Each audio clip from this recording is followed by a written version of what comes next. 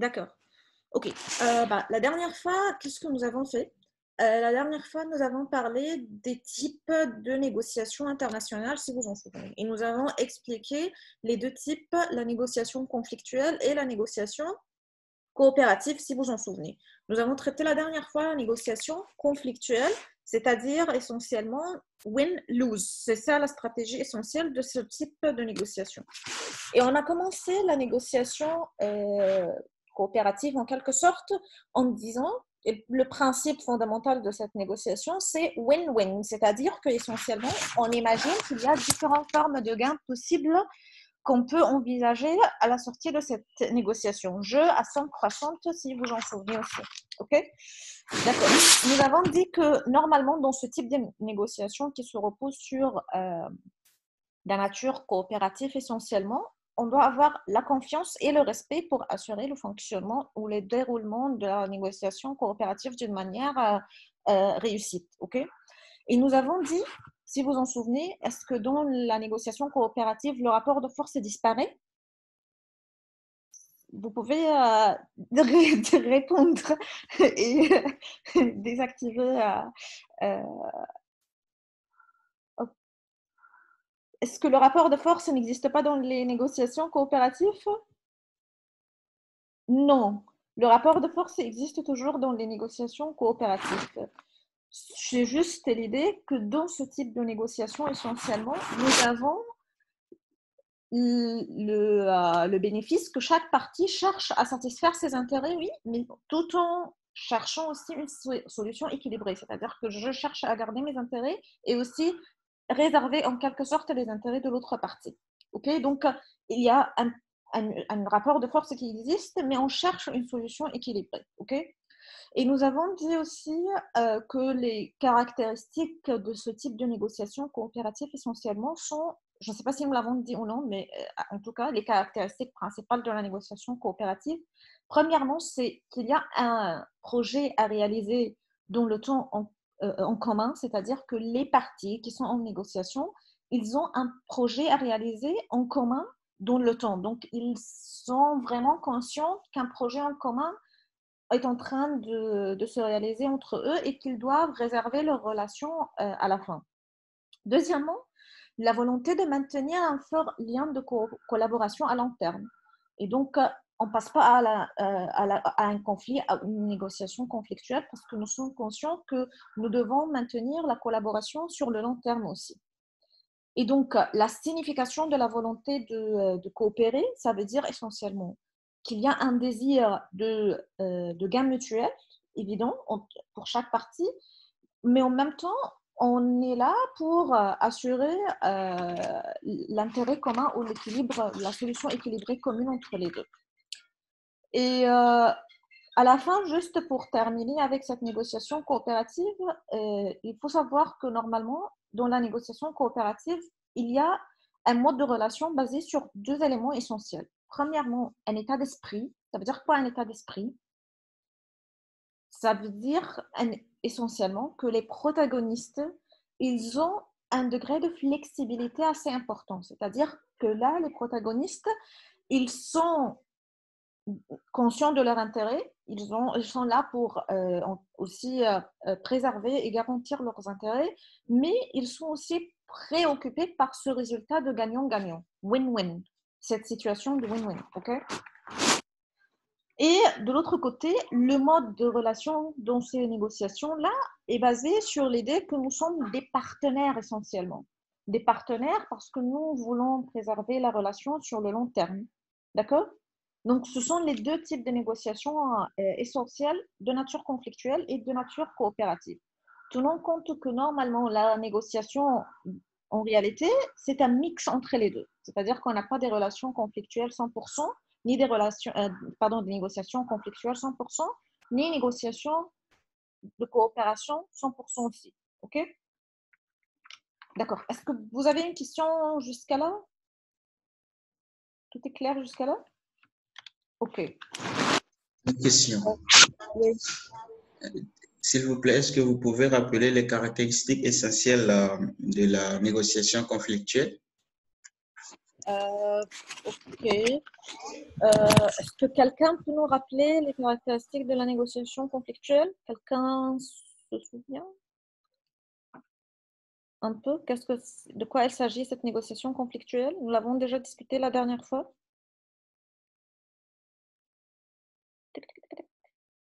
Oui, non?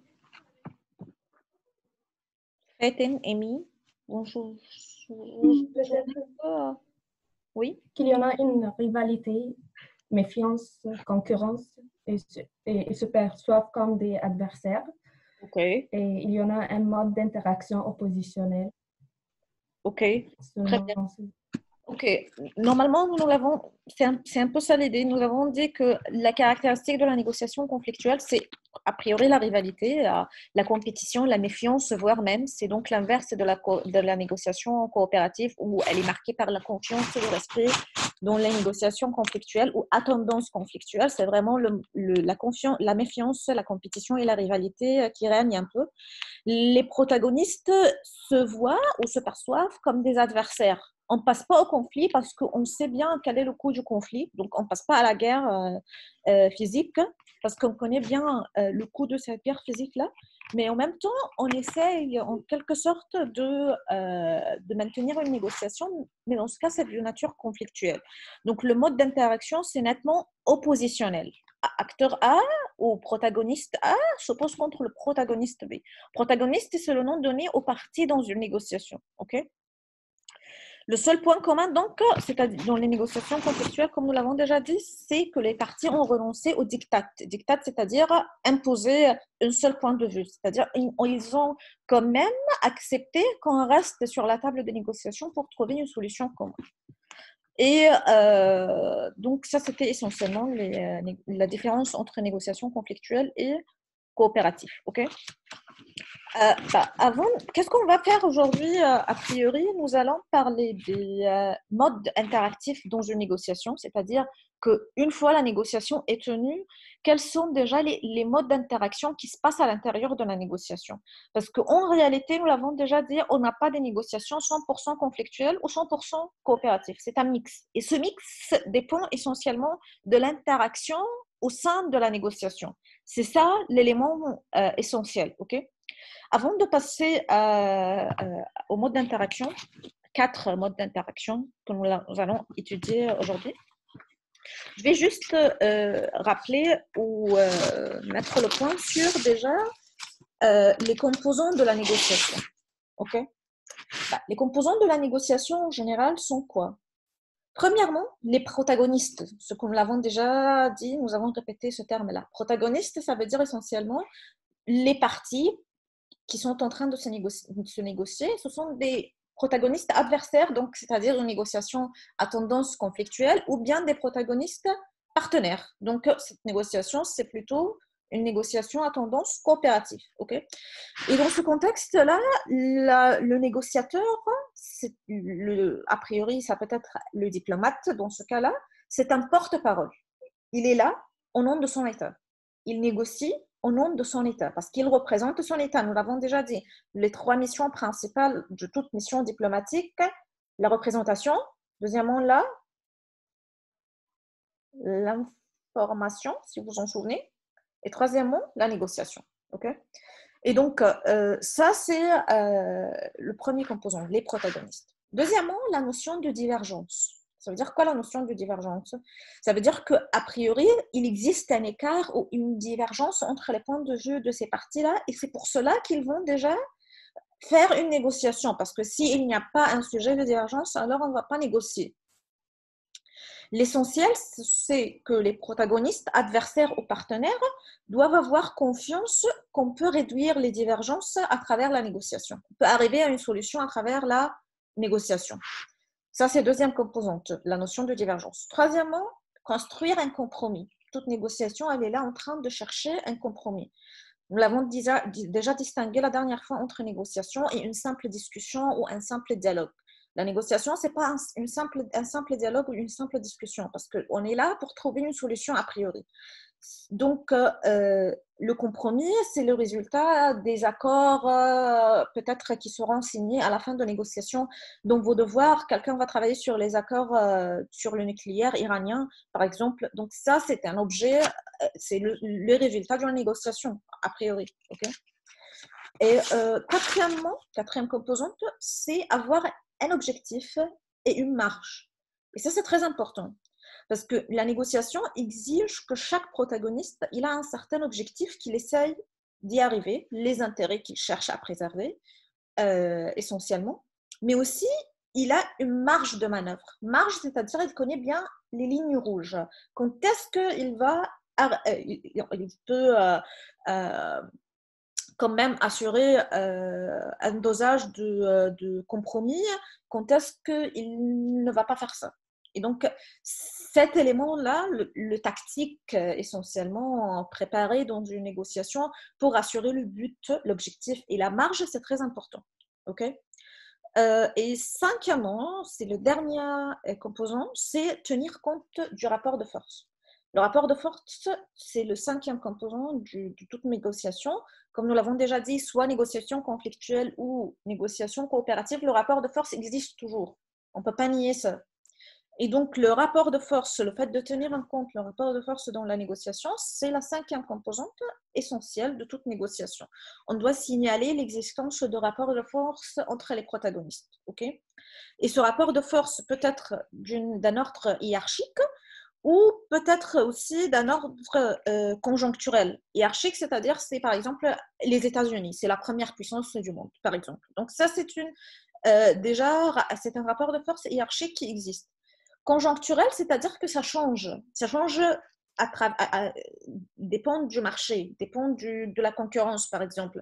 Aujourd'hui, la Chine peut être la première puissance économique, mais peut-être que dans le futur, ce n'est pas la Chine.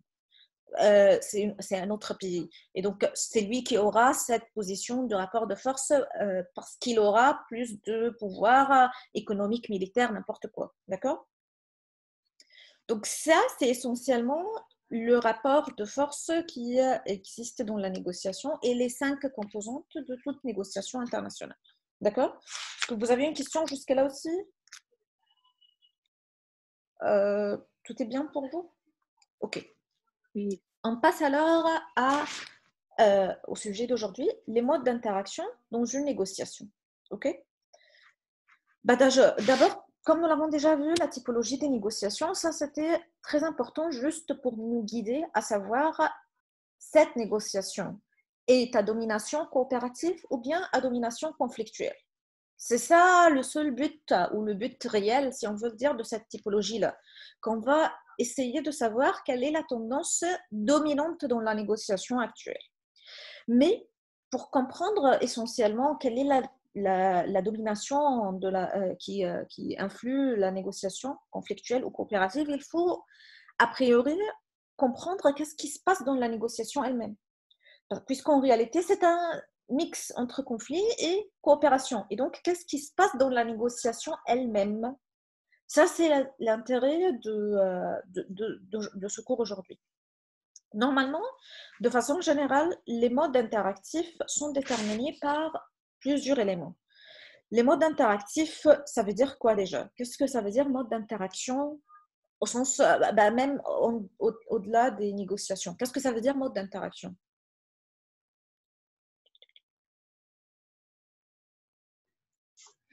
Oui,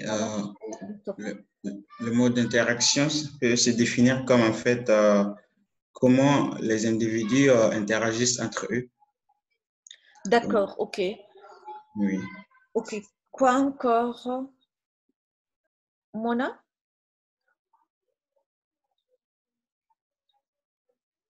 C'est comment en fait il y a une communication ou une sorte d'interaction entre une personne ou d'autres, ou même sur le niveau des États. D'accord, ok. Et dans la négociation, surtout, si on parle de mode d'interaction, il faut essentiellement focaliser sur 3 éléments quand on va parler de ces modes d'interaction. Premièrement, l'intentionnalité de celui qui commence ou qui incite le mode d'interaction. L'acteur qui a commencé ce mode d'interaction. Puisque la négociation bilatérale ou multilatérale, peu importe.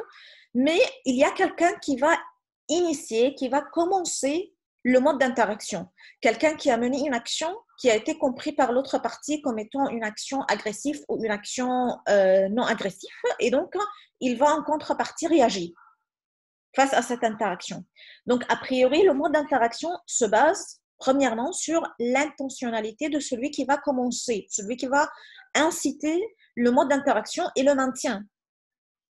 Deuxièmement, l'effet produit sur l'interlocuteur, puisque nous avons un acteur qui a incité un certain mode, il y a un effet qui a été produit sur l'interlocuteur. Donc, quel est l'effet? Deuxième composant, c'est l'effet sur l'interlocuteur.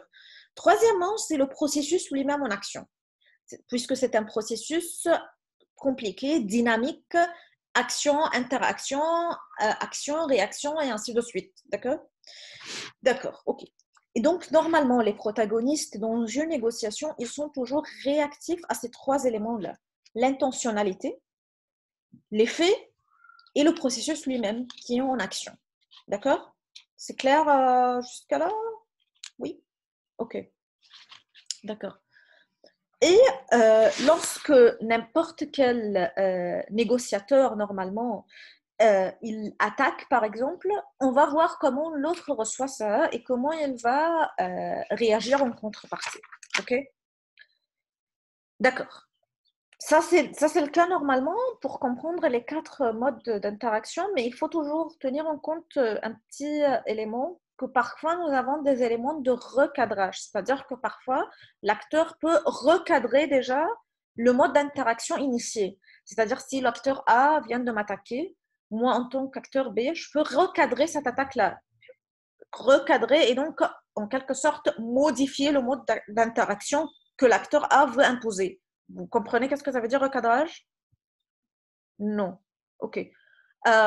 Recadrage, normalement, c'est de la sociologie politique, si vous l'avez entendu de Goffman, par exemple. Quand il parle du recadrage, il veut dire essentiellement qu'il y a un cadre qui a été imposé par l'acteur A ou B pour donner sens à cette action-là. Recadrer, c'est-à-dire que je suis en train de reprendre, réinterpréter ce qui a été imposé par l'acteur A pour changer ce sens-là, pour modifier cette action-là. C'est-à-dire si l'acteur A a essayé d'imposer un cadre d'interprétation qui mène à une négociation agressive d'attaque, l'acteur B peut répondre d'une manière aussi agressive et ce sera la querelle comme une négociation conflictuelle. Ou bien l'acteur B peut recadrer cette action menée par l'acteur A pour changer le mode d'interaction déjà. Manipuler, essayer d'avoir recours à un médiateur, donc qu'on va changer la négociation, qu'elle ne sera pas de nature conflictuelle 100%. Vous comprenez un peu l'idée?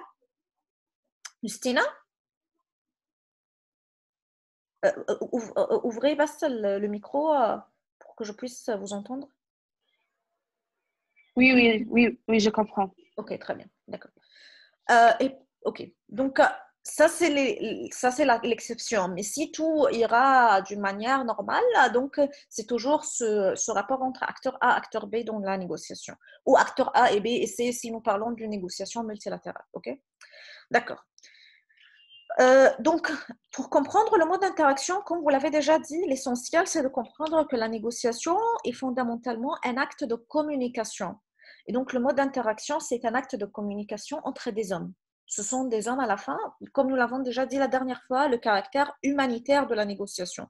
Ce sont des hommes, des êtres humains qui sont là en train de négocier à la fin, même si ce sont des diplomates, même s'ils sont là pour représenter l'État et le souverain. OK? D'accord.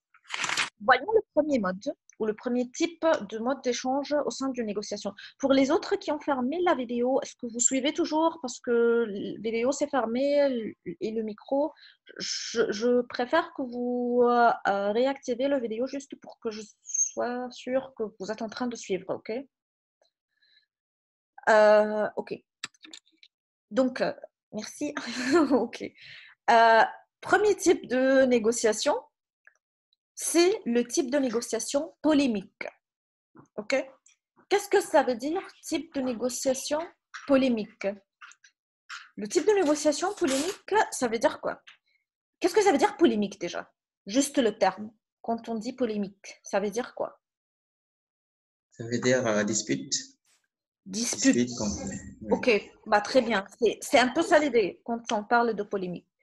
Polémique, essentiellement, ça veut dire l'interaction qui a une caractéristique qui se rapproche de la guerre, un peu.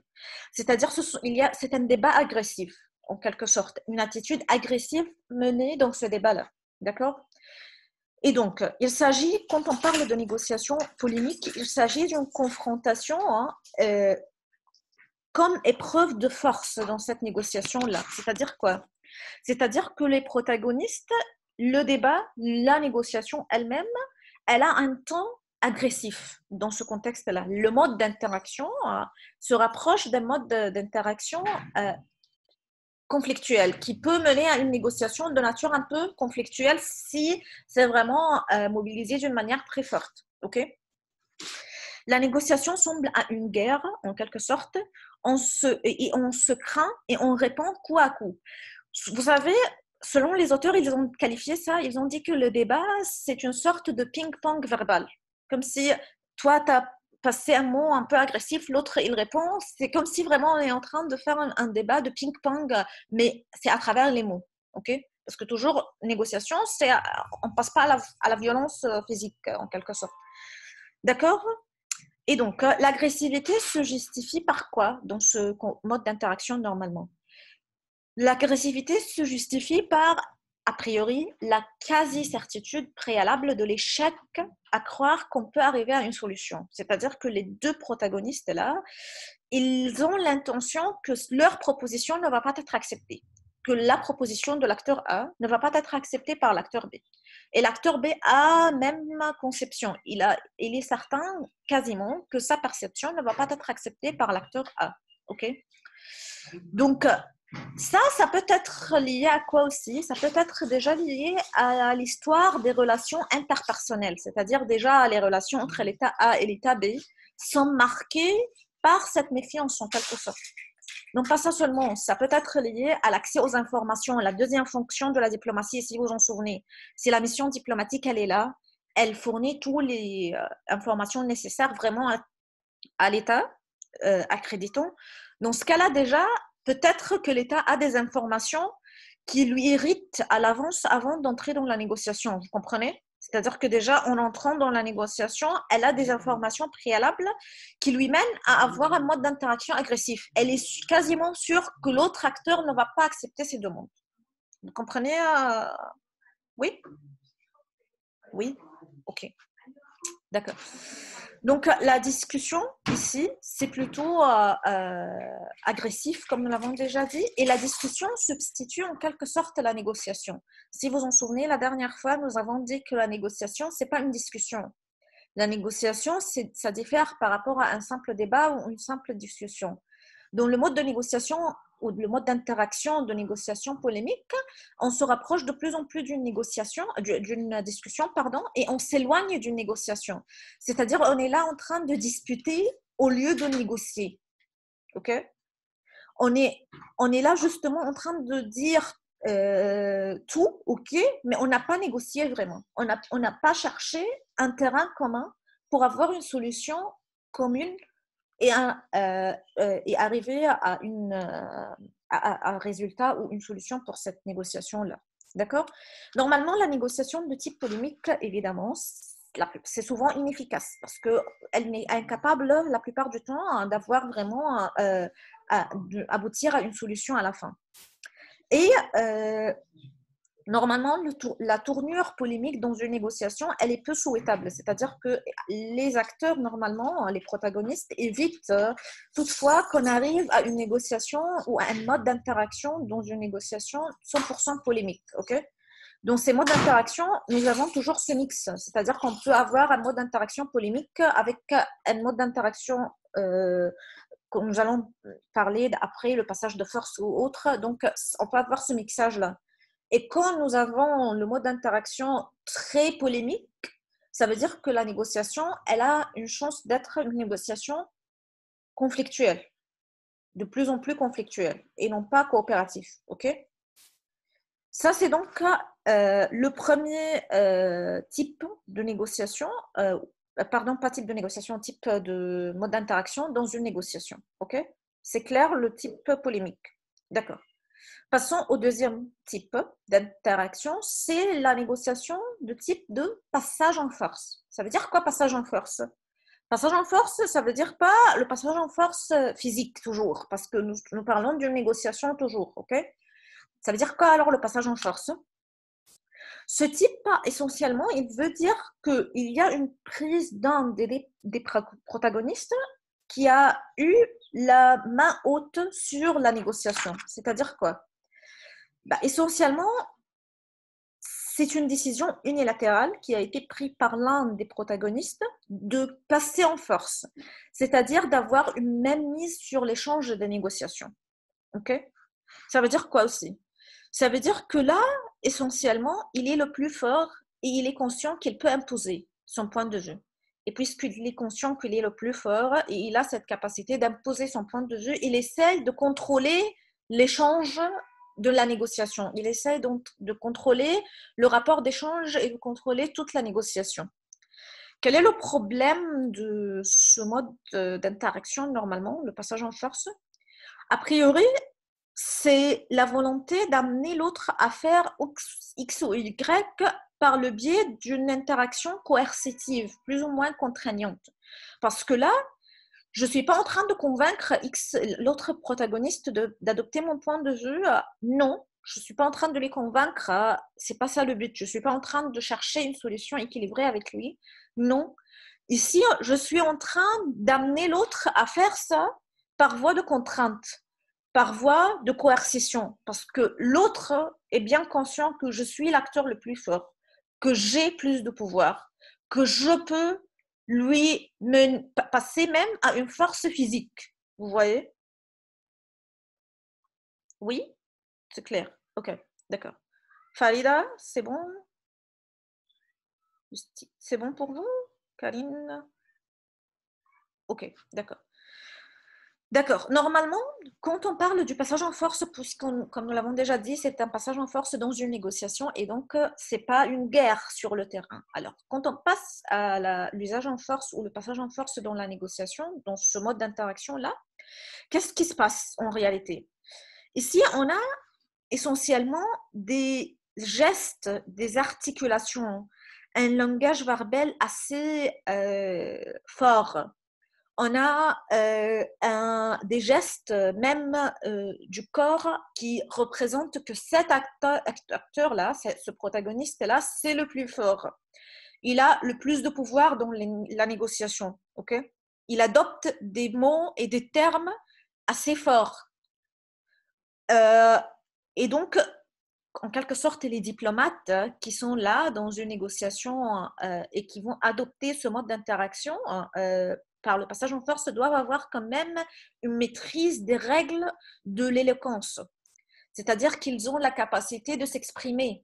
Ils ont la capacité déjà de contrôler leur langage corporel, leur langage verbal, pour montrer qu'ils sont l'acteur le plus fort dans la négociation.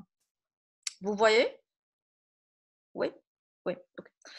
Ok. Normalement, celui qui va passer en force dans ce cas-là, il ne voit pas vraiment son interlocuteur. C'est-à-dire qu'il n'écoute pas vraiment l'interlocuteur, il ne voit pas vraiment ses intérêts. Ça, c'est en quelque sorte le cas le plus extrême. Il est marqué dans ce cas-là par l'égoïsme, voire même le narcissisme. Et le proverbe, par exemple, utilisé par les théoriciens ici, c'est « ça passe ou ça casse ». C'est-à-dire que soit ça passe, en adoptant ce passage en force, il va réussir à adopter, à imposer son point de vue, ou ça casse, c'est-à-dire que la négociation va échouer. Ok? Et il s'en fiche, même si la négociation va échouer à la fin. D'accord? Normalement, celui qui va passer en force, il ne défie pas seulement l'autre acteur, mais il est aussi en train de défier lui-même, de faire un défi à lui-même. Parce qu'il doit prouver pour lui-même et pour l'autre que je suis le plus fort, en quelque sorte. Ok? Et évidemment, cette interaction, le mode d'interaction marqué par le passage en force, c'est essentiellement aussi un mode d'interaction déséquilibré. C'est-à-dire que quand on a parlé de la polémique, on a disputé, mais on n'a pas négocié. Est-ce que vous pensez que c'est a priori une interaction équilibrée ou déséquilibrée? C'est-à-dire que les deux ou les trois acteurs dans une négociation où le mode d'interaction est polémique, ils ont tous le même pouvoir ou la même capacité d'adopter ce mode d'interaction, oui ou non? C'est-à-dire que dans la négociation où le mode d'interaction est polémique, l'interaction est plutôt équilibrée ou déséquilibrée? Quand on parle d'un mode d'interaction polémique, l'interaction équilibrée ou déséquilibrée? Voilà. Je voulais dire que je ne sais pas quand même si c'est équilibré ou pas, mais ça me rappelle de l'exemple des États-Unis et de la Corée du Nord, quand il y avait une dispute verbale entre Trump et Kim Jong-un. Alors, je pense que les deux n'ont pas les mêmes capacités, mais quand même, ils peuvent avoir ce genre d'interaction polémique.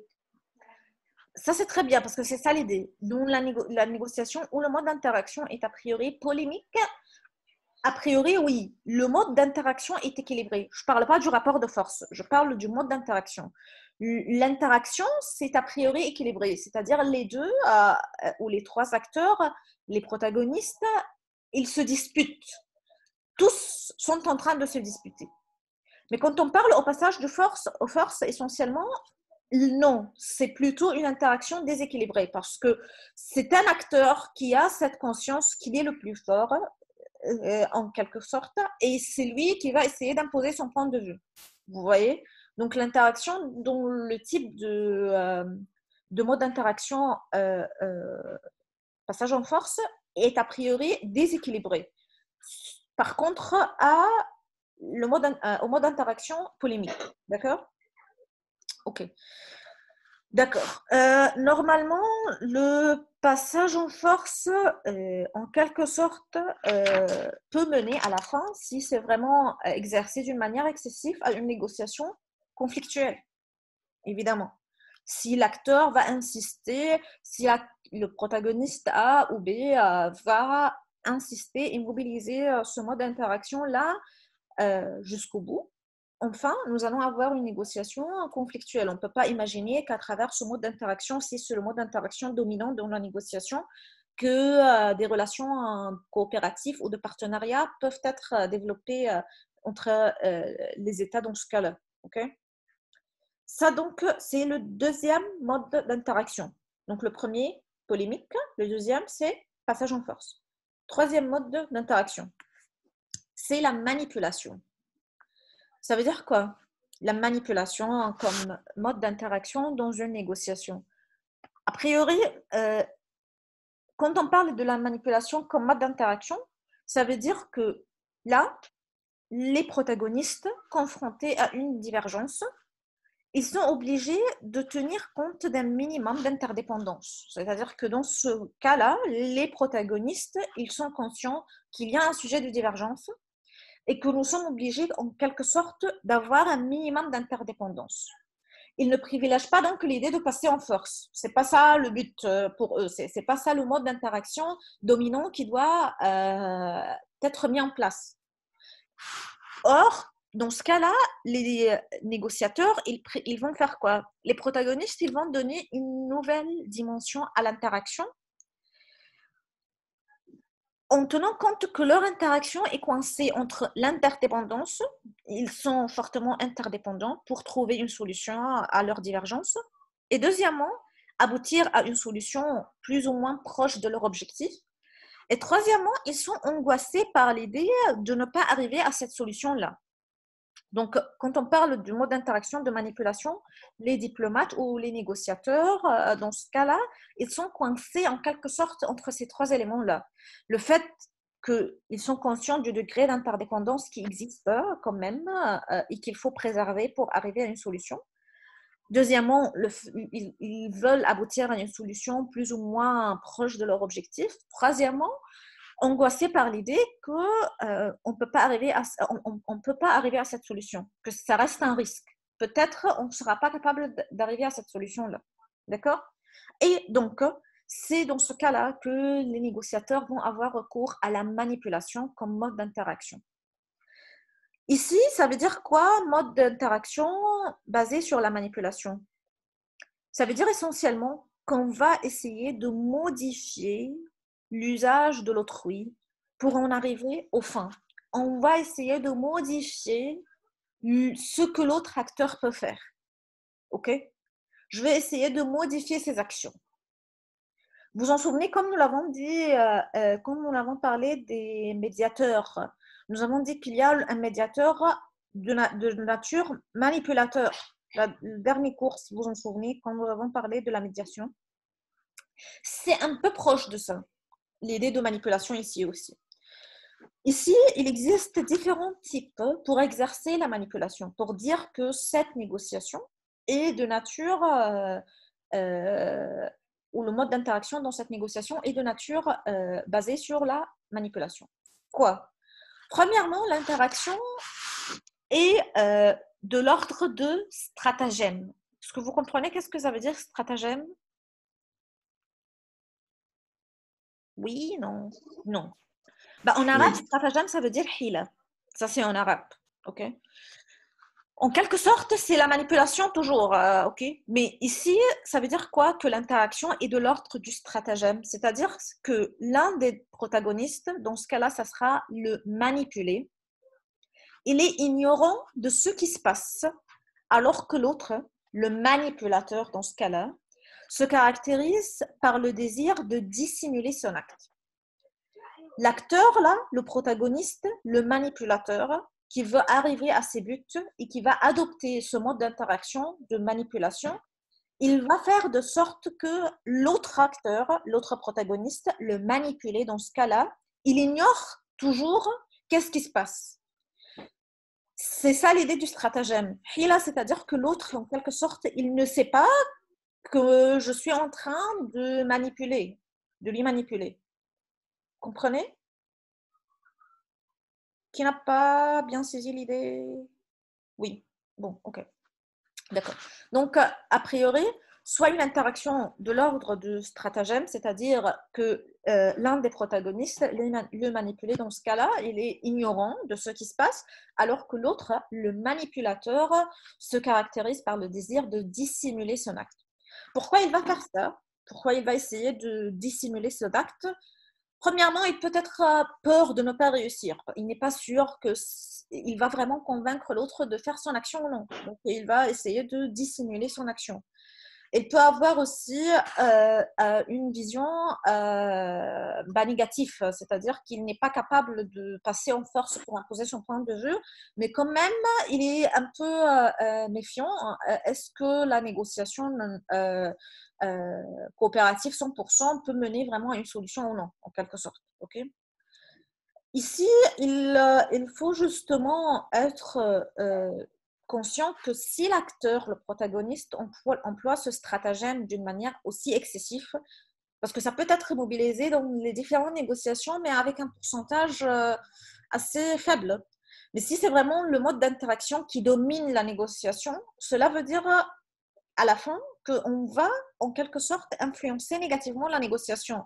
Parce que l'acteur B, le protagoniste, le manipulé dans ce cas-là, si jamais il connaît ça, ça veut dire qu'il n'aura jamais confiance dans l'autre acteur. OK?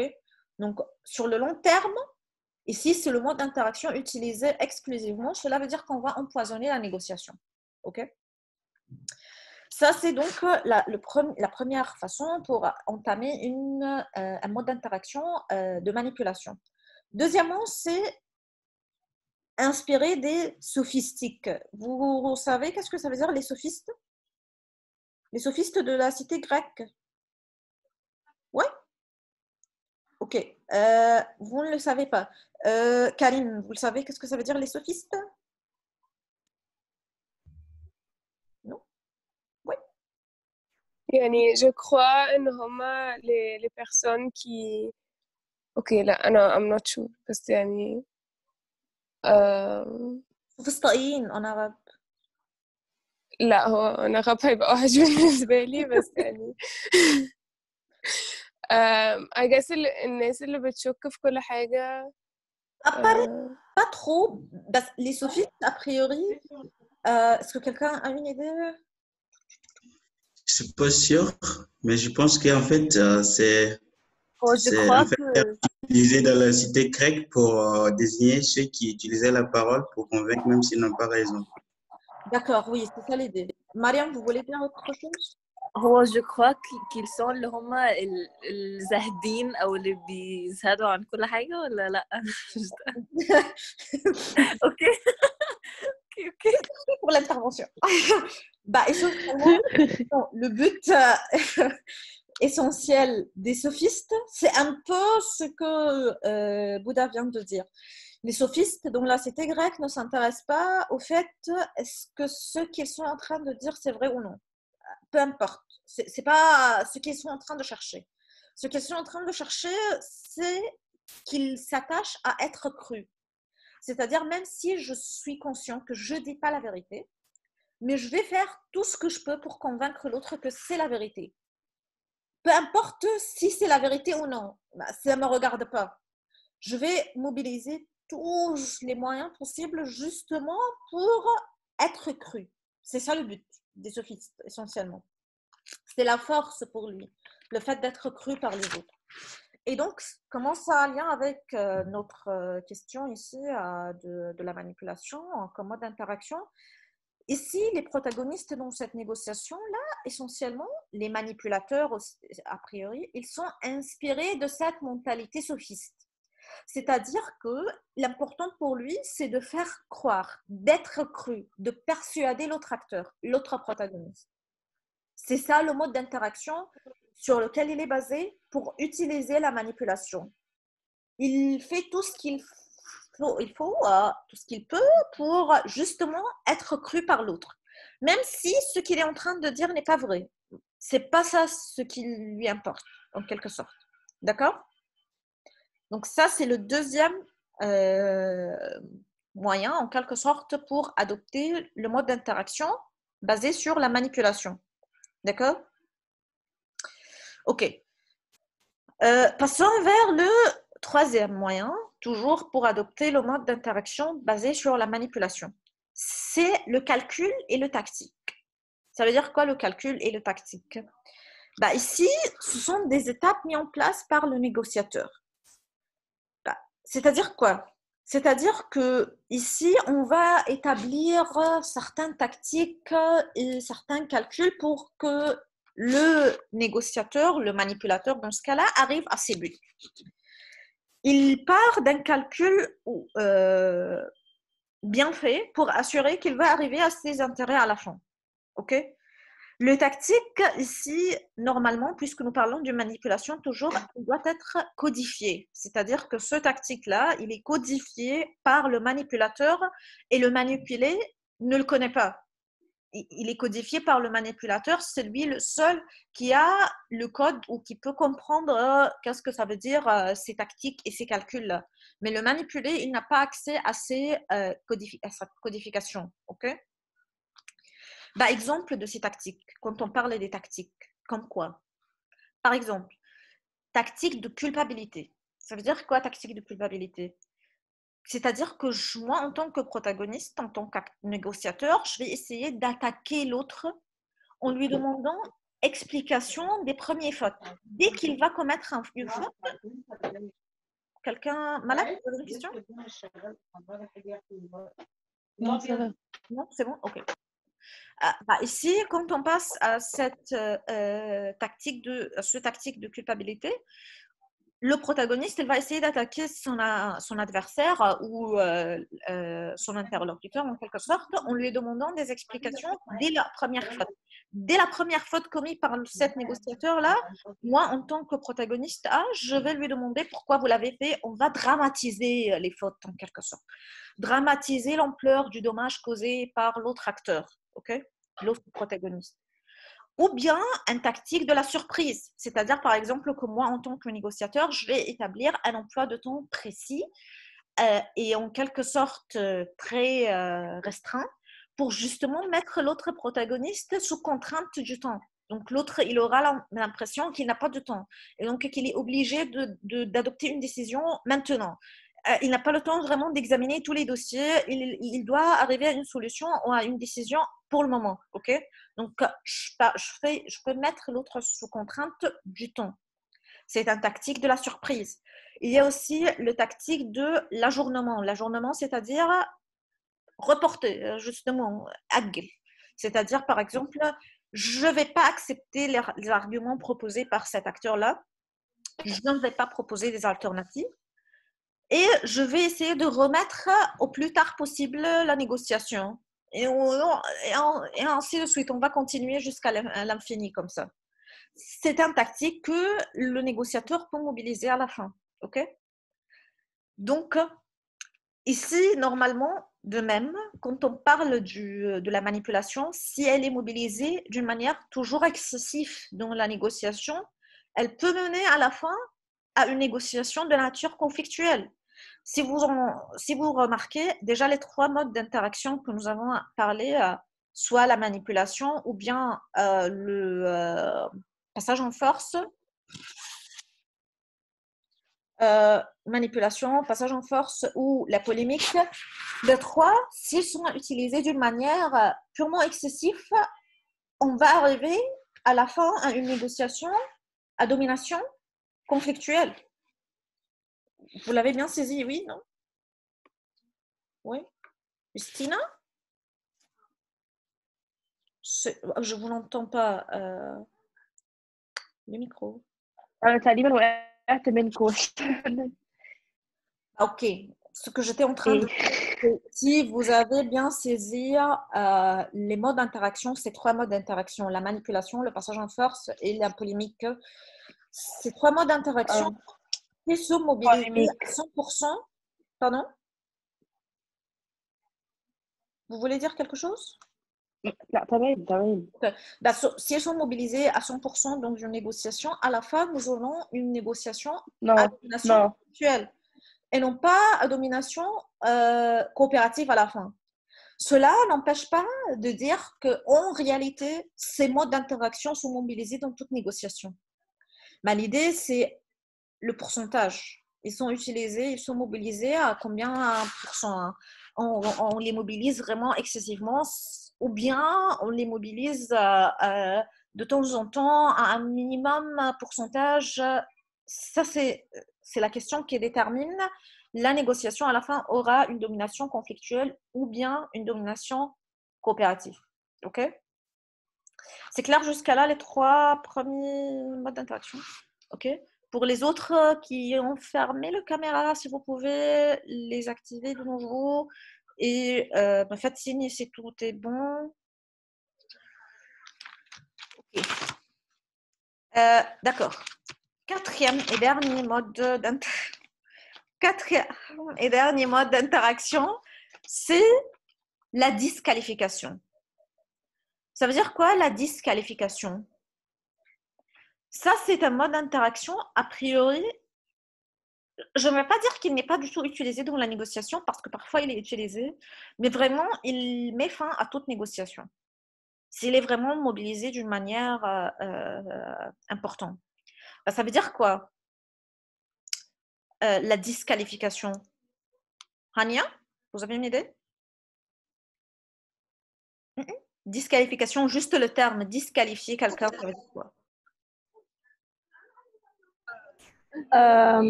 I guess انه ça veut dire انه ما يعني بالضبط انه ما ينفعش يبقى في Ok, d'accord, en quelque sorte, c'est-à-dire qu'on c'est une transgression délibérée du principe d'intégrité légitime si on parle de négociation. C'est-à-dire quoi? C'est-à-dire que là, on sort de ce qui est même légitime ou considéré comme légitime quand on parle de la disqualification. Quand on a parlé de la manipulation, la polémique ou le passage en force, on a dit que s'ils sont utilisés d'une manière excessive, ils peuvent empoisonner la négociation. Mais quand on parle de la disqualification, on va au-delà du justement le fait de dire qu'on est en train d'empoisonner la négociation. Parce que là, on attaque l'intégrité et la légitimité des personnes qui sont là en train de négocier au nom de leur État. OK? Ça veut dire quoi? Ça veut dire quoi? Disqualifier, ça veut dire quoi? Disqualifier, ça veut dire qu'on va dépasser déjà les interdits admis par l'éthique, par le système de valeurs, par le cadre juridique. Et bien sûr, ça existe différents niveaux pour parler de cette disqualification. C'est-à-dire quand on parle de l'ironie, par exemple. L'ironie, c'est un mode de disqualification, mais il ne peut pas être comparé à la menace, par exemple. Si un État a utilisé la menace de violence, par exemple. Il n'a pas le même poids. Mais dans les deux cas, on parle des éléments qui vont au-delà de ce qui est permis selon le cadre juridique, selon le système d'éthique et des valeurs internationales. Vous voyez? Et ça peut commencer de l'ironie jusqu'au passage en force par voie de violence, déclarant la guerre, par exemple, contre l'autre État ou menacer de mener une guerre contre l'autre. OK? Pourquoi on adopte déjà ce mode d'interaction de disqualification s'il est très négatif à ce point? Il est adopté a priori parce quand le rapport de force déjà entre les protagonistes est très déséquilibré entre les protagonistes et l'enjeu est très important. L'enjeu, c'est très important, la divergence est très profonde et le déséquilibre est très important aussi entre les protagonistes qui sont là. Et donc, cela veut dire quoi, a priori? Cela veut dire que les protagonistes qui sont en position de faiblesse, ils sont sûrs qu'ils vont échouer, ils peuvent parfois mobiliser cette disqualification, même par l'ironie. Même s'ils n'ont pas la force de menacer l'autre protagoniste, ils peuvent adopter juste l'ironie. Vous voyez? Si on parle du plus fort, dans ce cas-là, on va avoir la mobilisation de la disqualification qui peut avoir même le recours à la menace ou en quelque sorte le fait de persécuter l'autre protagoniste, le protagoniste le plus faible, pour lui obliger d'adopter ce point de vue. OK? D'accord. Et donc, en ce cadre-là, quand on parle de la disqualification, si c'est le mode d'interaction qui domine, le fort ou les faibles, ils vont avoir recours à ce mode d'interaction en faisant des attaques personnelles, en faisant une ironie, rumeur, circulation de n'importe quelle rumeur, par exemple. Et donc, c'est un outil qui peut être utilisé par le fort ou le faible dans la négociation. OK? C'est clair jusque-là? Oui, OK. D'accord. Normalement, après avoir présenté ces modes un peu d'interaction, si on pose la question, comment on peut répondre face à ces modes d'interaction? Ces modes d'interaction, dans leur point le plus extrême, si on veut le dire, ils peuvent avoir un effet très négatif sur la négociation s'ils sont adoptés à 100% et donc mener à des négociations conflictuelles. Et donc, comment peut-on répondre face à ces modes interactifs, à ces modes ou à ces pratiques-là? Qui peut parler? ممكن السؤال تاني معلش؟ Okay. Je pose la question, comment répondre face à ces modes d'interaction? Si un État utilise la polémique, pas un État, un négociateur qui négocie au nom de l'État, s'ils vont adopter un mode d'interaction basé sur la polémique ou sur la manipulation ou le passage de force ou la disqualification, si ces modes d'interaction sont mobilisés vraiment à 100%, on va avoir une négociation à domination conflictuelle. Et donc, la question est comment répondre face à ces pratiques-là? Comment moi, en tant que négociateur, peux répondre face à ces modes d'interaction?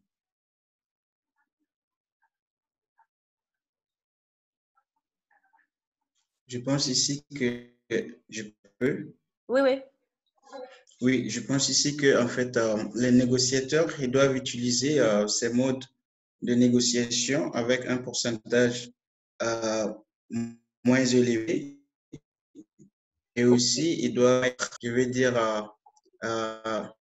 stratégiques et ne pas les utiliser de façon à rendre la négociation conflictuelle. Ok, d'accord. Ça, c'est une partie. Pas encore.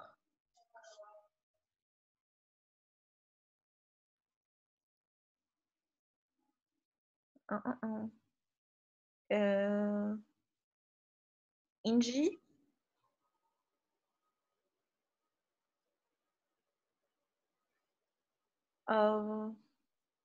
Oui. Bah, le micro.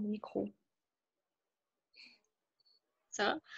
Je pense que ici, ce qui me vient à la tête, c'est peut-être de faire appel à un médiateur, un partie tierce pour un peu diminuer la tension, en fait. D'accord, ça c'est aussi une autre solution. Et pour résumer en quelque sorte comment répondre face à ces modes ou à ces pratiques, normalement les chercheurs ils ont parlé des techniques de recadrage. Vous vous en souvenez, le premier terme que j'ai utilisé au début du cours, c'est les techniques de recadrage. Ça veut dire quoi les techniques de recadrage? Qu'on essaye, on n'est pas obligé d'entrer et de suivre le mode d'interaction initié par la protagoniste A. On peut essayer de recadrer le mode d'interaction imposé par le protagoniste A ou initié par le protagoniste A si on a la possibilité de le faire. Recadrer, ça veut dire quoi? Ça veut dire qu'on doit être vigilant. Vigilant et se méfier des effets de la polémique, les effets du passage en force, parce que ce sont des contextes qui peuvent être favorables à une négociation conflictuelle, voire même ce sont des contextes qui peuvent favoriser la disqualification comme mode d'interaction. Si j'ai accepté la polémique, on peut arriver à la fin à une disqualification. Si on va continuer sur le long terme, on peut arriver à la disqualification, par exemple. Le recadrage, ça reste l'élément donc essentiel qui nous permet en quelque sorte de faire face à ces pratiques-là, de déjouer les provocations. Déjouer les provocations qui sont déjà imposées par le protagoniste A ou qui a déjà incité ce mode d'interaction. Ok? Et il faut noter à la fin que ces modes d'interaction représentent évidemment des risques à court et long terme, mais aussi il peut représenter à court terme des gains immédiats. C'est-à-dire que celui qui a réussi à manipuler, si l'acteur a réussi en adoptant le mode d'interaction basé sur la manipulation, s'il a réussi à arriver à son but, il a réalisé un gain à court terme. Et donc, sur le long terme, l'usage de ces modes d'interaction est négatif sur les relations coopératives entre les États, sur la maintenance des liens de confiance. Mais au court terme, ils peuvent assurer des profits ou des gains immédiats quand même. D'accord? Ok. Ok, donc ça c'est en gros les modes de négociation. Tout dernièrement, pour terminer, aujourd'hui, je vais juste poser une question. Est-ce que dans une négociation, on peut avoir un cas de refus d'une négociation? C'est-à-dire qu'ici, tout ce que nous avons dit, c'est le déroulement de la négociation. Mais parfois, on peut avoir une attitude de refus d'une négociation. L'acteur a refusé déjà de mener la négociation. Normalement, pourquoi ou pour quelle raison le refus de négociation peut être entretenu, selon vous? Pourquoi on peut avoir un refus de négociation?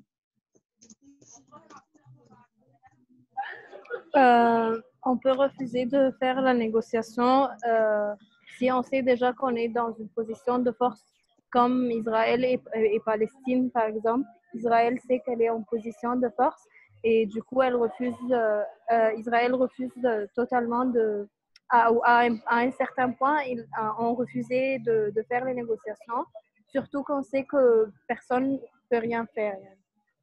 Ok, très bien. Mais d'accord, ok, ça c'est bien comme exemple. Quoi, Mona? Parfois ce sera un conflit d'intérêts ou même un conflit idéologique. Par exemple, ce qui me vient à la tête, c'est le CETA quand la Turquie a refusé que l'Arabie Saoudite a lieu dans ces négociations-là. C'est juste pour que l'Arabie Saoudite n'aura pas un rôle dans le conflit syrien et tout. ou la résolution même du conflit syrien. Ok, très bien. Déjà le mot que vous avez utilisé, refus stratégique. Parce que ça, c'est le premier genre de refus de négociation, le refus stratégique. Ce n'est pas le seul mode ou le seul exemple ou la seule catégorie de refus, mais c'est le premier. Refus stratégique, ça veut dire quoi? Ça veut dire que l'acteur, là, il considère que le gain découlant de l'absence de négociation est supérieur à ce qu'il retirait de la négociation. C'est-à-dire que l'acteur, il va considérer que s'il participe à la négociation, le gain qu'il va avoir, ce sera beaucoup moins inférieur à son absence déjà. Ok? Comme quoi, si on parle de cet exemple-là, le refus de négociation stratégique, ça peut être adopté par le plus fort ou par le plus faible. C'est-à-dire, par exemple, quand on parle de refus de négociation du plus fort, on peut parler d'un acteur qui a une position favorable, une position très favorable, au point qu'il peut même imposer à l'autre le résultat qu'il veut. Et donc, pourquoi il est obligé d'entrer dans une négociation? Pourquoi il a besoin d'une négociation? L'exemple ici, ça sera par exemple la Première Guerre mondiale. Vous vous en souvenez quand nous avons parlé du diktat, le cours précédent, pardon? Le traité de Versailles. On a décidé d'imposer à l'Allemagne de payer le coût de la guerre. On n'était pas obligé de passer à une négociation. L'absence de négociation était favorable pour les protagonistes là, parce qu'ils peuvent imposer leur point de vue sur l'Allemagne et l'Allemagne va le faire, elle est obligée de le faire. On n'est pas besoin vraiment d'avoir cette idée d'entrer dans une négociation. Donc ici, c'est un refus de négocier stratégique fort, mobilisé par le plus fort. Mais ça peut être aussi mobilisé par le plus faible. Comme quoi? Si l'acteur il est très faible, alors il considère que la négociation ne va pas vraiment lui apporter un gain. Il considère que la non-négociation, ce sera plus intéressant. Hein. Il ne va pas tirer un gain de cette négociation, même s'il est le plus faible. Comme quoi? Bah ici, par exemple, nous avons, lors toujours de la Seconde Guerre mondiale, Churchill, en Grande-Bretagne. Par exemple, lui, il a refusé de négocier avec Hitler au début de la guerre. Si vous vous en souvenez, je ne sais pas, évidemment, vous l'avez déjà appris. L'Allemagne, vous savez, la guerre du Londres ou l'attaque du Londres qui a eu lieu lors de l'Allemagne nazie? Non.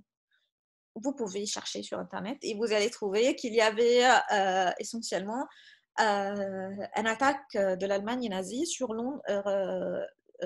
Et Churchill, dans ce temps-là, il a refusé de négocier avec Hitler alors qu'il était en position de faiblesse. Okay? Bah, évidemment, les choses ont changé au fil du temps, mais à ce moment-là, il était en position de faiblesse et il a refusé de négocier avec Hitler. Okay? Donc ça, c'est le refus stratégique. Il y a aussi un refus de négocier moral qui n'a rien avec la stratégie. Qu'est-ce que ça veut dire un refus moral? Il s'agit de ne pas négocier, par exemple, avec un génocidaire. Je considère que cet acteur-là, c'est quelqu'un qui a commis pas mal de génocides au niveau du monde, pas mal de crimes au niveau international, et donc je refuse de négocier avec lui. C'est une dictature, et donc je refuse de négocier avec lui. C'est une question donc de principe ici, quand on parle de refus de négocier moral. Une question du principe, et parce que j'ai un principe déjà, je vais refuser de négocier avec cet acteur-là. D'accord? Et troisièmement, il y a le refus de négocier suicidaire. Suicidaire, ça vient du commettre un suicide. Ça veut dire quoi? C'est-à-dire qu'ici, l'acteur, il a décidé d'aller jusqu'au bout. C'est exactement l'exemple par exemple, Hitler, à la fin de la Seconde Guerre mondiale. Il a refusé, selon les documents officiels, il y avait des tentatives de mener une négociation avec Hitler vers la fin de la guerre. Et lui, à ce moment-là, l'Allemagne était en train de perdre. Okay? Et lui, il a refusé de négocier. C'était un comportement d'un refus de négociation suicidaire. C'est-à-dire que je vais aller jusqu'au bout, même si je sais que je vais perdre. OK. C'est un peu la même idée du principe du passage en force. Ça passe ou ça casse. Ici aussi, je refuse la négociation. OK? Donc, a priori, on peut refuser la négociation pour des raisons stratégiques, un refus moral ou ce mode de refus de négociation suicidaire à la fin. OK? D'accord. Donc, nous avons essayé de comprendre le dernier cours et aujourd'hui, nous avons commencé à parler de la négociation. Qu'est-ce que ça veut dire la négociation? Quels sont les types de la négociation, les composants de la négociation? Et tout dernièrement, nous avons parlé des modes d'interaction au sein d'une négociation. La négociation, type d'interaction polémique, passage en force, manipulation et à la fin, j'ai oublié, la disqualification. OK? Et nous avons parlé du cas du refus d'une négociation. OK? La prochaine fois, ce sera le mercredi. Et je vous ai déjà demandé de choisir un thème à votre choix. Je sais que, je ne sais pas si vous l'avez déjà fait ou non. Un thème de négociation de votre choix pour voir comment ça se fait concrètement, comment la négociation, ça se fait au niveau pratique, la mission diplomatique, comment réagir. Et nous avons parlé du conflit israélo-palestinien, nucléaire iranien, la guerre yéménite. J'ai dit quoi encore comme exemple? Le climat, changement climatique, COP21, ainsi de suite. Ce que vous avez pensé, si vous avez une idée ou vous préférez un thème, sinon je vais décider moi-même un thème pour l'aborder le prochain cours, en tout cas. OK? Quelques petites juste commentaires à la fin. Premièrement, est-ce que vous avez des questions jusqu'à là? Tout est clair? Est-ce que quelqu'un a une question? J'ai un commentaire. Nous avons pensé à Yémen comme étude de cas pour le faire durant le cours. Alors, OK, vous êtes tous pour le Yémen? Je crois que oui, puisqu'on a juste abordé sur le groupe WhatsApp. Ah, OK, d'accord, très bien. OK, d'accord. On va aborder le Yémen dans le prochain cours. OK, donc ça c'est bon, c'est réglé. Juste un petit commentaire concernant vos devoirs. Normalement, durant cette période de 2 semaines, vous n'avez rien à rendre. A priori, il n'y avait pas de deadline pour mon cours, donc c'est bon, mais vous n'avez rien à rendre. Il y a quelques-uns qui m'envoient le sujet et le thème, donc je vous réponds puisque vous m'envoyez, mais il n'y a pas vraiment de deadlines qui sont maintenus durant ces 2 semaines-là. Mais évidemment, si vous avez des questions, si vous voulez poser n'importe quelle question, vous êtes les bienvenus. OK? Le prochain cours, ça sera mercredi 1h30 jusqu'à 3h. Nous allons le faire de cette manière-là aussi. Et en tout cas, je vais vous mettre aussi la vidéo, je vais envoyer la vidéo à la filière et donc comme ça vous avez accès à la vidéo et en même temps je pense que comme ça on garde quand même un peu l'aspect interactif si vous avez une question pour être sûr que on essaye en quelque sorte de faire notre mieux. OK? C'est bon comme ça? Oui? J'ai une question.